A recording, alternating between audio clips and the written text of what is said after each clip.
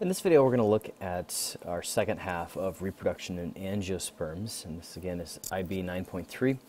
We've already talked about the different structures found within an angiosperm and the different reproductive parts of that, the stamen of the male portions and the pistil of female, and those different parts of that. And so we're not going to spend a lot of time recapping that, but look more specifically at the actual seed of a dicot and then some conditions that would be necessary for that seed to germinate and how that seed can actually germinate and go on to eventually become a second or new plant. If we're looking at a dicot seed, the IB standard for this is to draw and label a diagram. It shows the external and internal structure of a named dicot seed. We've looked at the external structure already, but I wanted to specifically provide some diagrams, and in this case looking at the both dicot and monocot, some different portions of these seeds. And so to begin, the first thing that we've got is a seed coat, or the testa, and this is formed from the ovule wall. The second is the epicotyl. And the purpose of this, or what it's going to do, is it basically becomes the embryo shoot to start forming the stem, or a portion of the stem of the plant. The hypocotyl actually goes on to form the stem of this developing plant, and the radicle is going to eventually form the root of the plant. And so we've got the two portions that are forming our root and our stem. The last portion here to be unveiled is the cotyledon. And the cotyledon is what's going to eventually become the first leaves of the seedling. And one of the main differences between a monocot and a dicot is that the monocot has one seed and the dicot has two leaves, The monocot has one leaf and dicot has two, and so the dicot then obviously has two cotyledons here, two separate cotyledons. So this is the internal structure of a seed plant.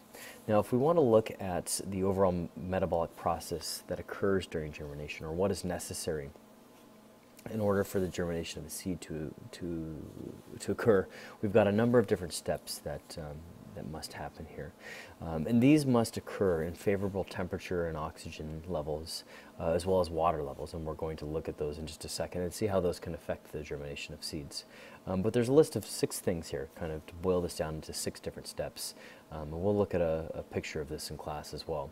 The embryo first produces a specific type of acid called gabalic acid. And that's secondly going to pass to the food storage cells of the seed. Hydrolytic enzymes are produced. They convert the stored starch into glucose and the stored proteins into amino acids. And so those polymers are being broken down into monomers by these enzymes. Glucose and amino acids are translocated or moved to the growing portions or growing points of the stem and the root. So the seed actually starts to produce the stem, and the root actually starts to grow that by breaking down the food reserves that are in this seed and breaking them down into monomers to transport them to the different parts of the seed. Growth and development occurs in the stem and the root. And then the seedling emerges and eventually becomes a self-sufficient autotrophic plant. If you actually do or set up seeds to germinate, radish seeds are a great example of how you can do this. And I've put a video explaining how to actually germinate seeds on the plants portion of my website for IB. But basically, you can take a couple of radish seeds, put them between 2 paper towels that have been made damp. Put some water on those paper towels, put the seeds in between them, put that into a small plastic bag and tape that plastic bag on a window that's going to receive some light. And if you let it sit for a couple days, those seeds should germinate.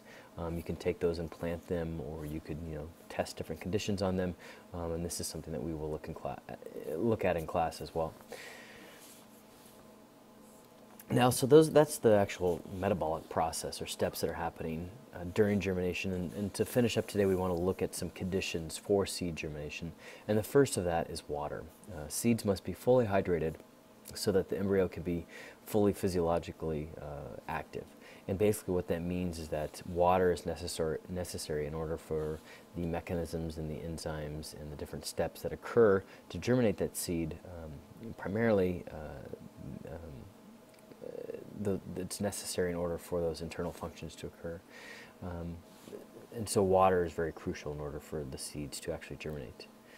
Secondly, oxygen must be present, and it must be present at a high enough partial pressure to sustain aerobic respiration.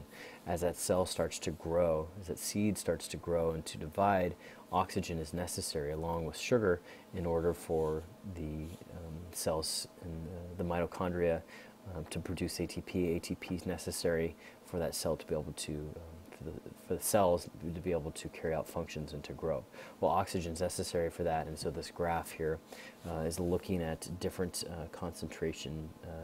different temperatures at different oxygen levels to see what effect those have on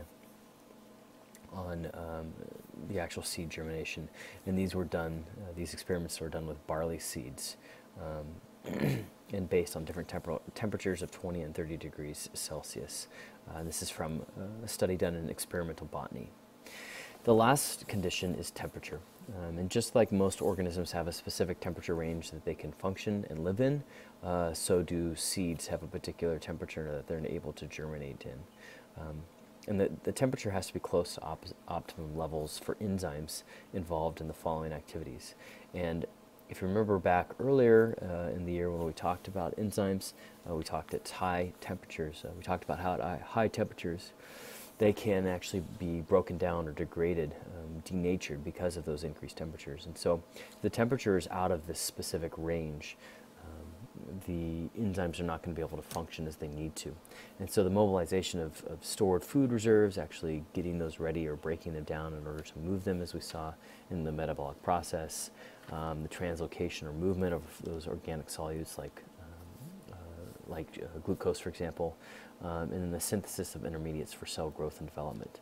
Some good examples of this is wheat requires a Celsius range of 1 to 35, and corn requires a temperature of 5 to 45 degrees Celsius.